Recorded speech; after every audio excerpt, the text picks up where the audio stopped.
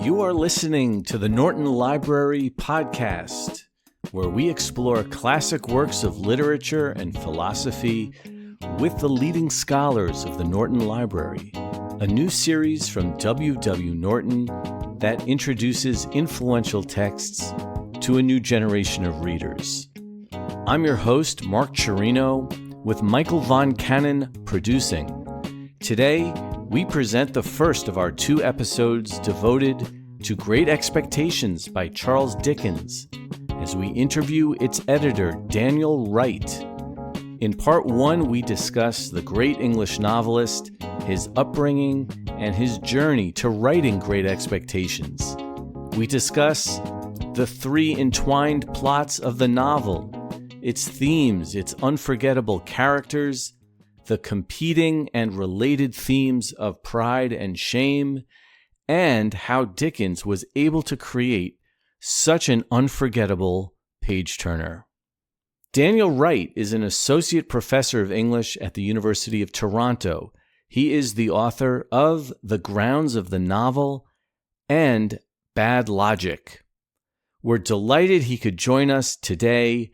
Daniel Wright, welcome to the Norton Library Podcast. Thanks so much. It's fantastic to be here. Fantastic to have you, and we are looking forward to a discussion about Charles Dickens's masterpiece, Great Expectations.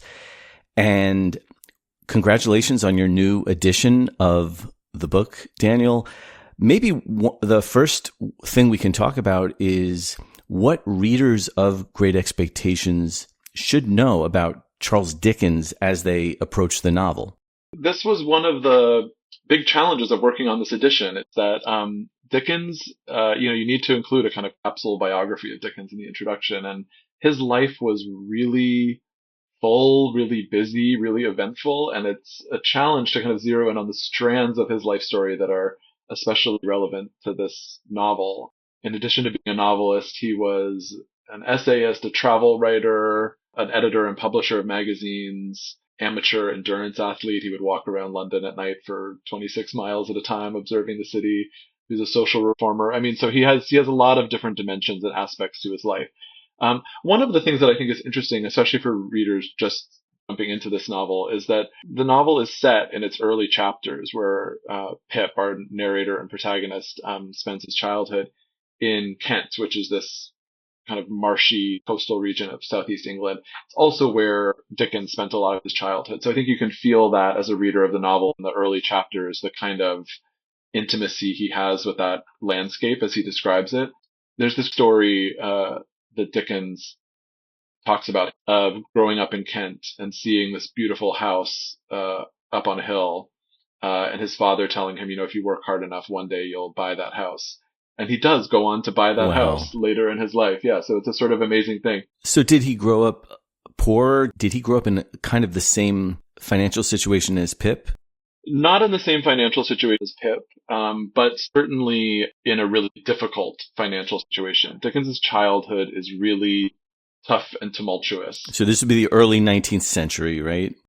Yeah, Dickens is born in 1812, dies in 1870 at the age of 58. So in his childhood, the family moves around a lot. His father works for the Navy, and his father is really financially irresponsible and gets into major debt over the course of several years.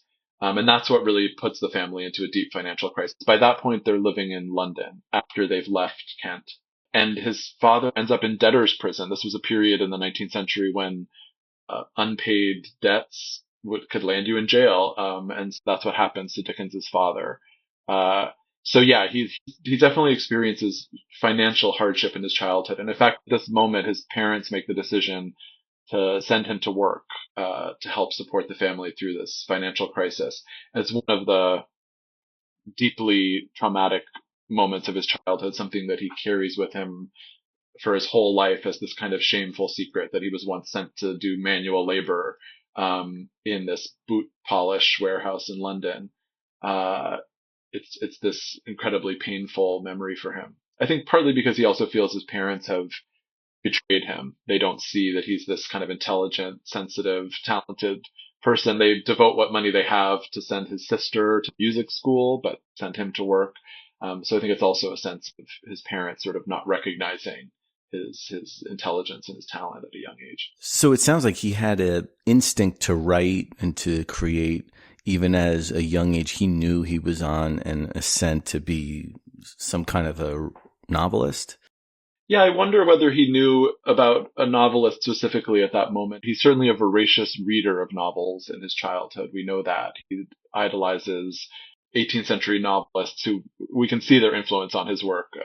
Tobias Smollett, Henry Fielding. These are a couple of his big favorites. How is he able to be educated coming from that family? He has a limited kind of formal education in his childhood. His parents do send him to school after they finally get his father out of debtor's prison. An aunt dies and leaves him an inheritance, and then he gets out of prison. And they send him to school, but basically he goes to a series of really awful schools where he's really not getting a high quality education. And he's very unhappy with the education he's getting, so he drops out of school at the age of 15, I want to say. And from that point on, he does sort of become an autodidact. He goes to work with the aspiration of becoming a journalist at first, and that is his first job. He starts his career as a parliamentary reporter, but in the meantime, spends a lot of time in the British Museum in the reading room, reading Greek and Latin classics, which are kind of the core of the university curriculum at the time. So he clearly wants to make sure that he at least educates himself in the way that a university educated young man of the time would have been educated.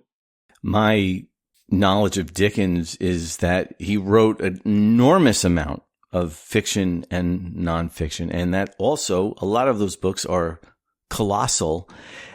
Where does Great Expectations fall into that bibliography? And can you chart, is there like a logical trajectory of his writing career? Yeah, yes and no. This is a late novel. Late in his career, after Great Expectations, he publishes one more complete novel, Our Mutual Friend, later in the 1860s, and then he leaves one unfinished novel at his death, The Mystery of Edwin Drood. Famously, leaves it with the mystery unsolved, so people have long speculated about what he would have done at the end of that novel.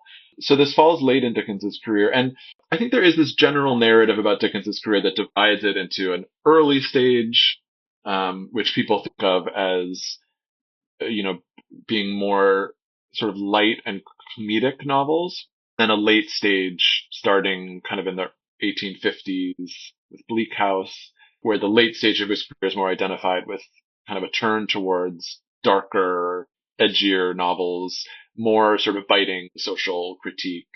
And I think it's a decent way to think about his career, but of course, as with any heuristic like that, there are complexities, that come in.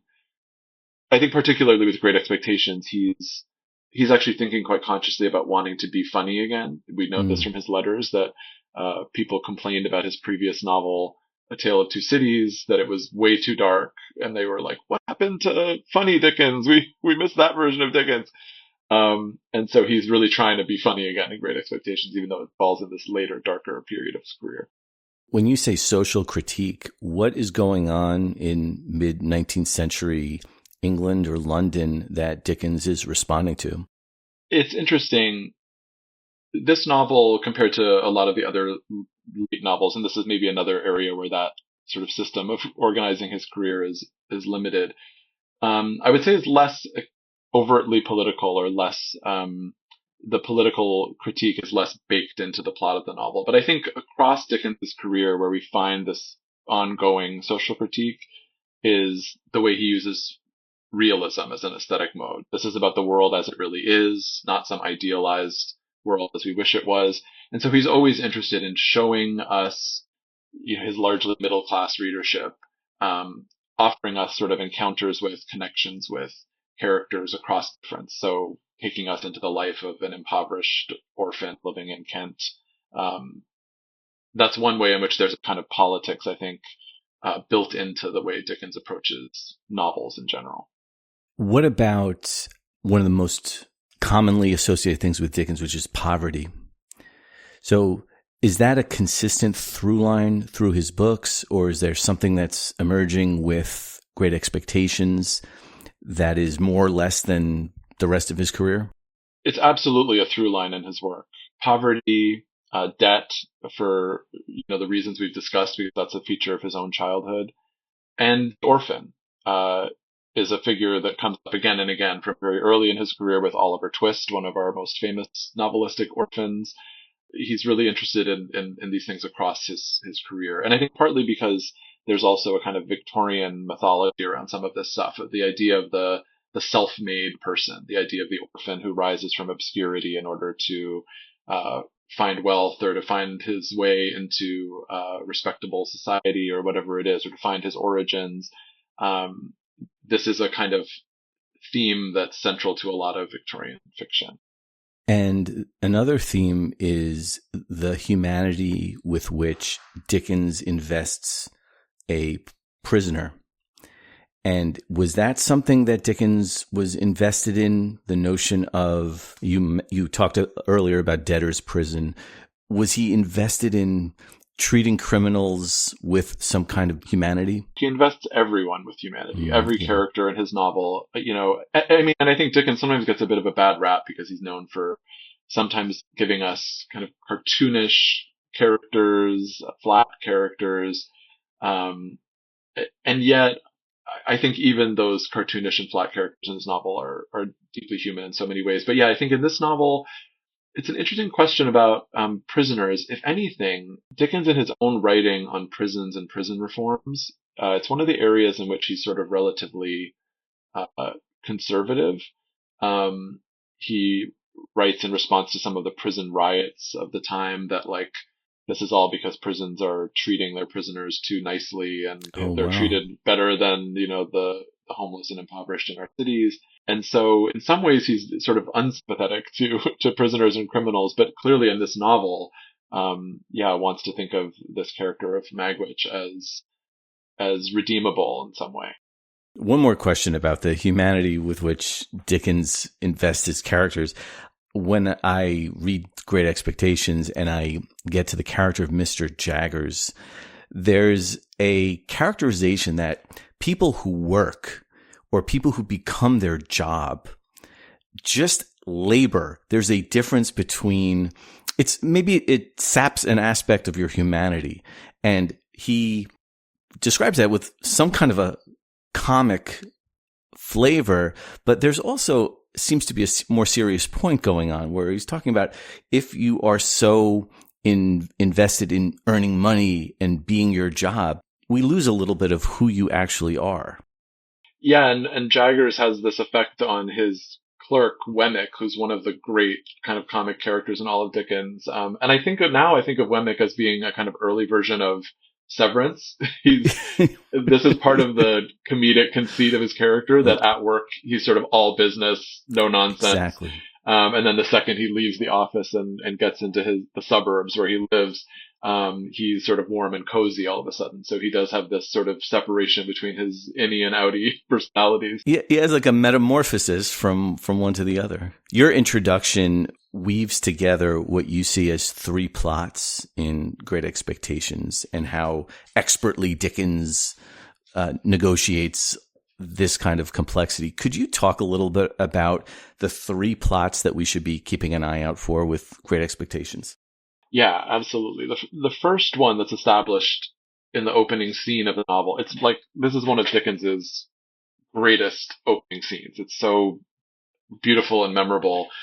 Pip, our narrator and protagonist, is sitting there in the graveyard looking at the graves of his deceased parents and his 5 deceased siblings, sort of fantasizing that he might figure out what they looked like by looking at the shapes of their graves and the lettering on their graves. And then this sort of beautiful, tragic scene is just interrupted all of a sudden by this escaped convict who sort of comes up out of nowhere, seizes Pip violently, and demands that he help him escape.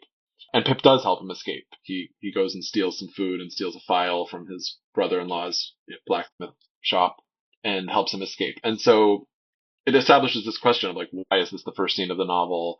How is this going to come back in some way to haunt Pip or destroy Pip? He carries it with him as this shameful thing. I've done this, like, criminal act of aiding and abetting a convict and escaping. But for now, that plot is kind of laid to rest, and we turn then to a few years later where Pip is invited to the house of this eccentric, wealthy recluse, Miss Havisham, another one of Dickens's most memorable, iconic, to use our contemporary language, iconic character, to act as kind of a playmate for her adopted daughter, Estella. Um, and he goes to this sort of half ruined, dilapidated old house and finds a very strange scene. A dark house with all the windows covered, all the clocks stopped at the same time. Miss Havisham is sitting there in this like tattered, yellowed wedding dress with a rotting wedding cake full of spiders on the table. So part of the mystery of Miss Havisham is like, what made her this way? What happened? And then he meets Estella, who he immediately falls in love with, and his love is only intensified by her cruelty and how awful she is to him. And she says how coarse he is and kind of makes fun of his working class dialect, and he just is smitten and into this sort of cruel treatment. The third plot is kind of the main plot. All of a sudden, one night, this lawyer, Jaggers, who we've already talked about, shows up at his house and says, kind of, surprise, you're rich. It's this kind of like fantasy plot. Like, what would you do if this happened to you? Some anonymous benefactor has bestowed wealth upon you, and it's time for you to like move to London and buy a really nice new suit and take up this brand new life as a young man of great expectations, which is where the title comes from. And so this becomes kind of the third mystery of the plot is who's the benefactor. Pip is told he can never inquire into the identity of this benefactor. Maybe they'll reveal themselves one day. Yeah, that's a great description of that intricate design that Dickens has.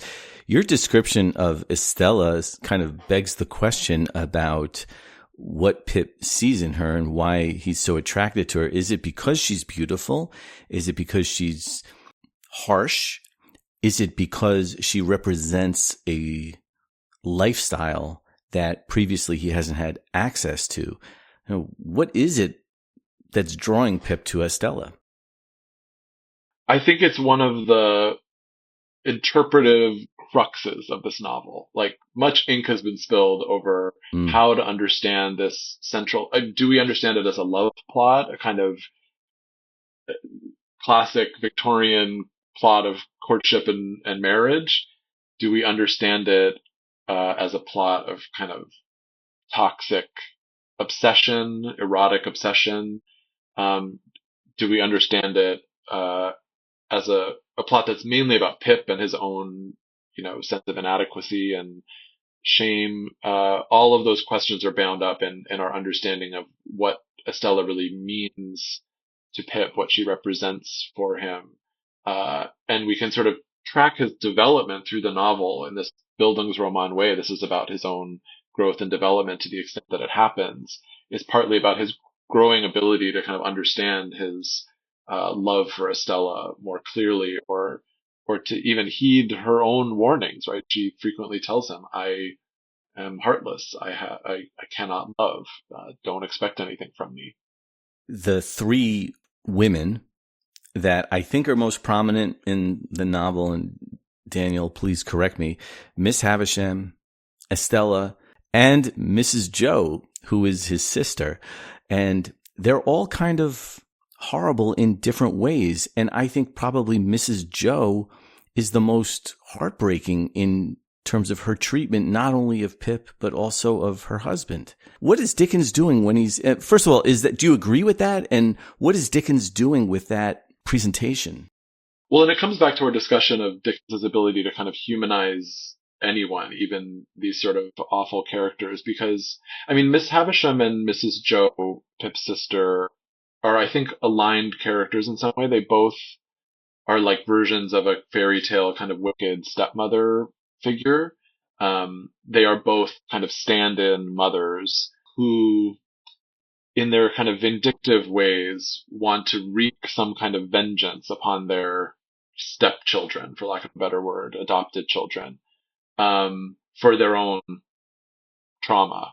Mrs. Joe is sort of essentially punishing Pip for existing. Her parents have died and she's been thrust into this maternal role that she didn't ask for, and she makes sure Pip knows that his existence is has ruined her life. So she's seething with resentment. Yes, absolutely. And then Miss Havisham, similarly, right? She has her own past trauma of being jilted at the altar by this con man, and wants to use Estella as a kind of weapon against men to compensate for her own trauma. So there's a real similarity between the two of them, and also both of them are kind of finally humanized and redeemed only through their kind of violent deaths. So the way in which Dickens is also, he's both redeeming and humanizing them, and also doing it in kind of a cruel way, if we can use that language about how an author treats his characters. But both of them can only be redeemed by being killed in horrific and violent ways. And Pip doesn't deserve any of this, right? He's getting the collateral, and he's a sensitive kid. So every time he's around one of these three women, he ends up either being confused or being frustrated or being devastated. Yeah. And I mean, there's a great reading out there by Sharon Marcus, another Norton Library Sure. editor, the Former guest, yeah. edition. Yes. About Pip's relationship, particularly to Miss Havisham and Estella. She sees Miss Havisham and Estella as kind of the primary couple there, that there's this kind of affective and eroticized bond between the two of them, that Pip is just constantly trying to break into this kind of closed loop of their attachment.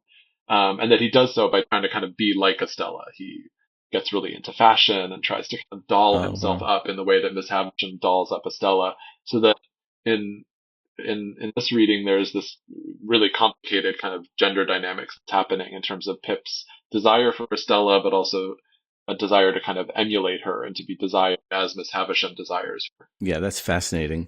With all of this talk about the females in Great Expectations, I think my vote for the most underrated character in the novel is Biddy. I think she might play a very interesting role. How do you see Biddy, and who is she, and what's her function in the novel? Well, Biddy kind of steps in once Mrs. Joe is kind of taken off the scene. Mrs. Joe is violently attacked. This is another kind of mystery that emerges, and we know later that she's attacked by this awful guy, Orlick, who's resentful of her for various reasons.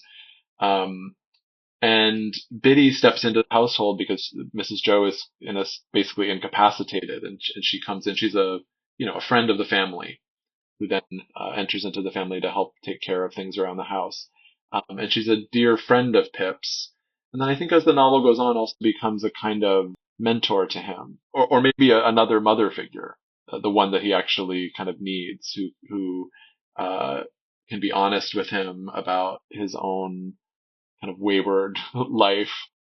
And so, both Biddy and Joe, Pip's brother-in-law, who becomes a kind of surrogate father to him, these are the kind of idealized parent figures, I think, that the novel offers us for Pip. But Pip gets confused and thinks that he's in love with Biddy and tries to propose to her at the end of the novel once he kind of realizes it's not going to work out with Estella. And she says, oops, too late.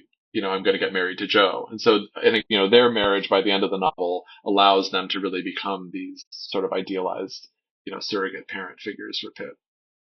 One more question about some of the plot that you've been describing. The prisoner Magwitch. So Great Expectations was published in 1861. Les Miserables was published in 1862. Adventures of Huckleberry Finn, 1884, where we have Jean Valjean and Jim. And it's like the writers are asking us to respond to fugitives or to prisoners or to, quote, criminals, people who have literally broken the letter of the law, in these kinds of human ways that you're describing. Do you see some kind of a connection in those literary masterpieces, all regardless of which country we're talking about? Yeah, I do. And I think especially in this novel, because it's a first-person novel, and we really experience all of this through the eyes of Pip, through his perspective. And we sort of follow his own journey of coming to understand Magwitch's humanity. And this is where, to spoil the plot of the novel, just to warn folks, it turns out that Magwitch, the convict who Pip helps to escape in his childhood, is the benefactor who has given him all this wealth. He, in the meantime, has been transported to Australia, has managed to make a lot of money there after he finishes his prison sentence, and then he illegally comes back to England in order to bestow this wealth upon Pip and make him into a gentleman because he's grateful to him for having helped him escape. And so Pip, when he first discovers this, is horrified, disgusted, right? This taint and this shame that he's felt for his entire life about helping this convict kind of comes back to haunt him in the worst possible way. He has fantasized that it's Havisham who's his benefactor because she wants him to marry Estella and she's trying to make him an appropriate match. So everything comes down around him, and it's only through his own slow process of kind of getting to know Magwitch, hearing his story, that he develops actually a quite touching bond with him. And this is another kind of father figure who enters into Pip's life, to the point that Pip, does this very, very daring attempt to help Magwitch escape from England. That becomes a big plot point in the final volume of the novel. Daniel, one of the characters that we mentioned maybe just once or twice that I'd like to talk a little bit more about for selfish reasons, because he might be my favorite character in all of literature, is Joe Gargery. And he's to me, a kind of character where every time he's on the page, he could just bring you to tears. What's your response to Joe, and who is he to Pip? I have the exact same response that you do, which is Joe has always been one of the few characters in all of fiction who just makes me cry every time I read this novel. And so, there's something really heartbreaking about Joe. It's partly because, Joe, in those early chapters of the novel, Pip is living with this, abusive sister who's also abusive to Joe. Her husband. But Joe is this kind of beacon of kindness and safety for Pip. So I think, early on in the novel, we just develop this kind of deep attachment to him because, again, seeing the world through the eyes of Pip, we see him as this one sort of amazing beacon for him. And Pip describes him as a beacon. I think I'm using Pip's language here, actually. And then what becomes so heartbreaking is Pip's rejection of Joe. When he comes into this money and thinks he needs to kind of reinvent himself as a young gentleman, he can't figure out how to bring Joe along on that ride with him. He thinks the only way to do so is to change Joe, to make him into a gentleman, to educate him. Joe is basically illiterate. And so that, I think, becomes part of the reason why Joe makes us cry, because there's something so deeply painful about Pip's rejection of him. And Joe's quite magnanimous way of responding in a truly parental way of sort of allowing Pip to go on his own journey, and trusting that maybe Pip will come back to him eventually. So when Pip is kind of ashamed of him and ashamed of Joe's status, does Joe either get it? He says, I understand Pip is kind of on a different trajectory. I'm okay with that. Or is he saying he's still young? He's kind of being insulting now, but I guarantee later in life we'll be both on the same page. It seems like he's not taking it personally, even though as readers, we're all taking it personally on Joe's behalf. Yeah, we want to just jump in and shake Pip in those scenes. I think that, the novel gets at this when Joe finally returns. Pip falls ill, after he finds out, about the identity of his benefactor. He sort of goes crazy a little bit and falls really ill. And Joe shows up and cares for him and nurses him back to health. And I think that's the real turning point where we understand something more about Joe's relationship to Pip and how he's coped with this rejection, right? He still shows up when Pip needs him. And again, it's one of the heartbreaking moments of the novel, and one of the moments of realization for Pip, that Joe sort of loves him unconditionally. Daniel Wright, thank you so much for joining us on the Norton Library podcast to discuss Charles Dickens's Great Expectations. Thank you, Daniel. Thank you. The Norton Library edition of Great Expectations by Charles Dickens, edited by Daniel Wright, is available now in paperback and ebook. Check out the links in the description to this episode for ordering options and more information about the Norton Library, including the full catalog of titles.